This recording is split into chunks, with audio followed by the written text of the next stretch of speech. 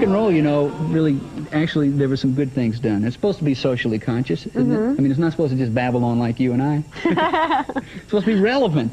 Let's try to help people out a little bit. That's the difference between us and rock and roll. It really is. It really is. That's why on I've distanced myself from the whole thing, because I don't want to tarnish rock. So. No, there are some cool things that happen, though, benefit-wise. Big events like Live Aid. Live Aid, grandfather of them all. Of course, originally there was the concert for Bangladesh with George Harrison, but MTV wasn't around then. Right, we weren't around then. We do have the film, but there was Amnesty. Yep. There was Hear and Aid. Oh, all the heavy metalers. Yep, there was Sport Aid, Farm Aid. Sport Aid, what else? Us Festival. Fashion Aid. Did we say Us Festival? Fashion Aid. Us Festival wasn't really a benefit. But yeah, I think we should include Fashion Aid. Lemon Aid for the crop of lemons in Florida. Yeah! Don't we have a little bit of Live Aid coming up right here, as a matter of fact? Here we go. Rocking all over the world. By now, you've probably heard all the statistics, but here they are one more time. On July 13th, 66 bands performed in front of a total audience of 1.5 billion people and raised $80 million to help fight the Ethiopian famine. But numbers aren't everything. The real story of Live Aid might be that if one person pushes hard enough, he can help change the world. Bob phoned me up in January and said, would you do it? And I said, boy, if you can get it together, of course.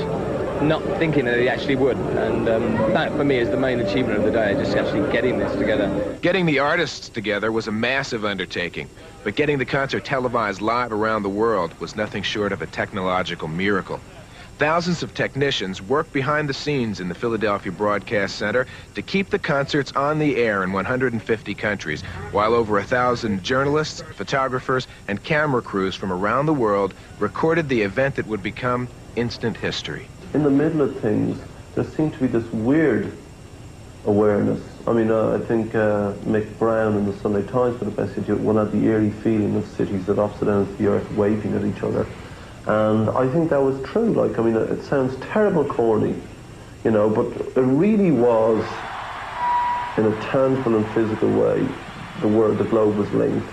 It was a very, very peculiar atmosphere, and I haven't experienced it before in my life, and I'm not sure we will again, but I would like to.